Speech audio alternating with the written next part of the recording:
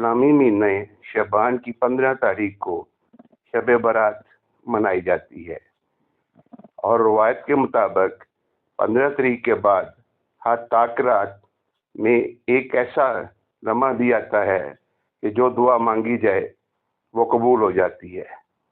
امید باندھنے کی وجہ یہ ہے کہ اس کہانی کی بنیاد اسی رواج سے متاثر ہو کر بنائی گئی ہے۔ پرانے وقتوں میں ایک بوڑھی عورت ایک مالدار مگر کنجوس زمیندار کے ہاں کام کرتی تھی۔ زمیندار بوڑھی عورت کو بہت کم اجرت دیتا تھا، جس سے اس کا بامشکل گزارا ہوتا تھا۔ بوڑھی عورت سارا دن چکی پیس کر گندم سے آٹا بناتی، جو کافی مشقت طلب کام ہوتا ہے۔ پرانے وقتوں میں چکی 2 پتھروں کے پارٹ ہوتے تھے جن میں گندم کے دانے ڈال کر گھمایا جاتا اور دانے پیس کر آٹا بن جاتے۔ بوڑھی عورت اس مشقت سے کافی تھک جاتی اور کئی دفعہ زمیندار کے گندم والے گودام میں ہی سو جاتی۔ ایک دفعہ اس نے سوچا کیوں نہ اس شب برات کی رات کو وہ بھی جا کر دعا کرے کہ یہ ساری گندم جو پڑی ہوئی ہے اس سب کا آٹا بن جائے، اور وہ زمیندار سے سارے آٹے کی یکمشت مزدوری لے اور پھر کافی عرصہ آرام سے گھر بیٹھ کر کھائے۔ لہذا وہ شدت سے 15 شعبان کا انتظار کرنے لگی۔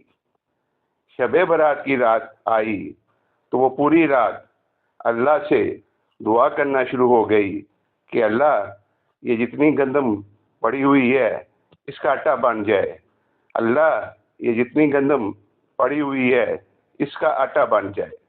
اللہ کی کرنی اس کی دعا قبول ہو گئی اور گودام میں جتنی گندم پڑی ہوئی تھی وہ آٹا بن گئی۔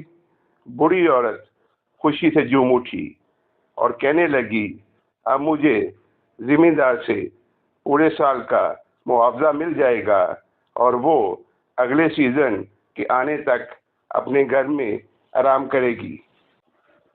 صبح جب زمیندار اپنے گودام میں آیا تو دیکھا کہ پورا گودام آٹے سے بھرا پڑا ہے، تو وہ بہت حیران ہوا اور پھر بوڑھی عورت سے کہنے لگا کہ اللہ نے مجھ پہ کرم کیا ہے کہ میری یہ ساری گندم جو تھی وہ خود بخود ایک رات میں ہی آٹا بن گئی، لہذا اب مجھے تمہاری ضرورت نہیں ہے اور تم کوئی اور کام ڈھونڈ لو۔ تو دوستو، ہمیں اس سے یہ سبق ملتا ہے کہ ہمیشہ اپنے مال و دولت اور رزق میں برکت کی دعا مانگنی چاہیے، نہ کہ دوسروں کے۔